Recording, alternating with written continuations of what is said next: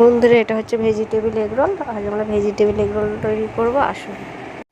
Hello viewers, আসসালামু আলাইকুম। Ranu tiptop cooking থেকে আপনাদের সকল বন্ধুদের স্বাগত জানাই। আপনারা জানেন তো এটা আমি গাজর ক্যাপসিকাম আর এগ দিয়ে বানিয়েছি, ডিম দিয়ে বানিয়েছি। এইভাবে আপনারা বাচ্চাদেরকে বা বড়োদেরকে দিতে পারেন, খুব ভালো লাগবে। এটা সকালের নাস্তা বা আপনারা বৈকালেও করতে পারেন। বৈকালে নাস্তা আপনাদের যদি এটা ভালো লেগে থাকে, আমার এই রেসিপিটি আপনারা আমার চ্যানেলকে সাবস্ক্রাইব, লাইক আর শেয়ার অবশ্য করে দেবেন। আর স্কিপ করে দেখবেন না, পুরোটা দেখবেন, সে আপনাদের ভালো লাগবে। বন্ধুরা, আজ আমি এগ পরোটা বানাবো সকালের নাস্তা। আমি আরেকটু তেল দিয়ে দেবো। এখানে আমার তেল হয়ে গেছে বন্ধুরা। এবার আমি এখানে পেঁয়াজ দিয়ে দেবো। এখানে পেঁয়াজ কুচি, এখানে আমি এখানে পেঁয়াজ কুচিটা দিয়ে দিচ্ছি। এটা আগে আমি মশলাটা বানিয়ে নেবো, পরোটার মধ্যে দেবো বলে।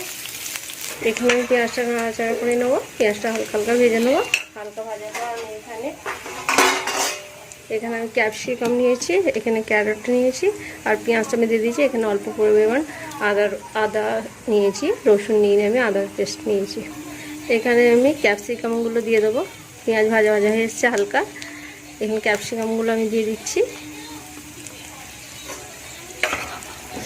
তার মধ্যে আমি দেবো, আগে এটা বানিয়ে নিচ্ছি আমি। এখানে ক্র্যাশ করে রেখেছিলাম। এখানে আমি প্রথমে এখানে আদার পেস্টটা দিয়ে দেবো, এর সাথে একটু ভালো করে কষে নেবো। আদাটা ভালো ভাজা হয়ে গেলে তারপর আমি এখানে গাজরটা দিয়ে দেবো, গাজর কুচানোটা। এখানে আমি গাজর কুচানোটা দিয়ে দিচ্ছি।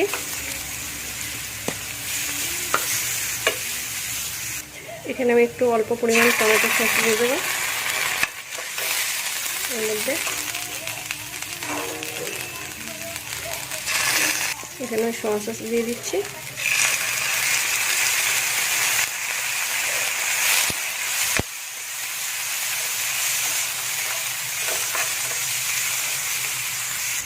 এখানে আমি চিলি সস দিয়ে দিচ্ছি। চিলি সস দিলাম, মশলাটা আমার হয়ে এসেছে। দেখুন, এটাকে এবার আমি নাড়তে নেবো। এটা পরোটার মধ্যে দেবো, পুরটা হয়ে গেছে আমার। একদম অল্প পরিমাণে আমি এখানে গোল দিয়ে দিচ্ছি, যেটাকে বলে কালি মির্চ। গোল দিয়ে দিলাম, গুঁড়ানো পেস্ট করা আছে। আমার মিক্সচারটা হয়ে গেছে পরোটার। এটাকে আমি এবার তুলে নেবো। এর মধ্যে ঠান্ডা জল দিয়ে ঠিক ছেনে রেখে দিয়েছি। এটাকে নিচ্ছি। এটা আমার বেলা হয়ে গেছে।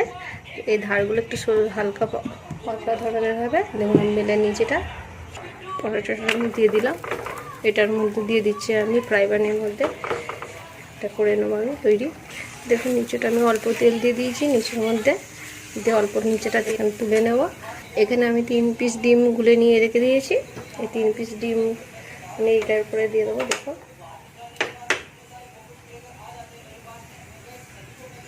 দেখুন আমি ডিমটাকে কিভাবে দিচ্ছি।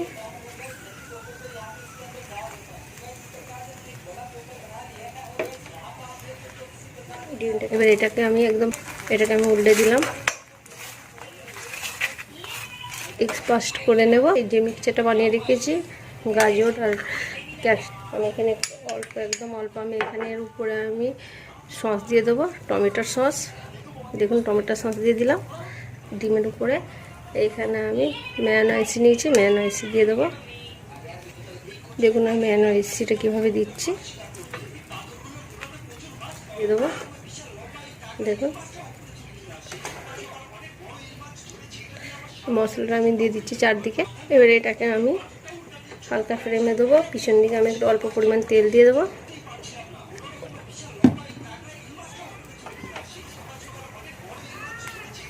এটা বাচ্চাদের একটা দারুণ নাস্তা সকালবেলা। শুধু বাচ্চারা কেন, বড়রাও এটা খেতে পারবে। সকালবেলায় উঠে আপনারা যদি বানিয়ে দেন, খুব দারুণ লাগে এটা। এটাকে আমি এখানে উল্টে দেবো একবার। দেখুন এখানে আমি তেল দিয়ে দেবো নিচেটা ভাজার জন্যে। এবার এটাকে আমি সিলে করে নেব। দেখুন কি দারুণ হয়েছে। আমি রোল বানিয়ে নেব। দেখুন এটা আমি রোল করে নিয়েছি 1 পিস। আপনারা এইভাবে রোলও করতে পারেন, আর এমনি ওটা পরোটার মধ্যে রাখলে আপনারা ওইভাবেও রাখতে পারেন। আমি এটা 1 পিস রোল করে আপনাদের দেখালাম।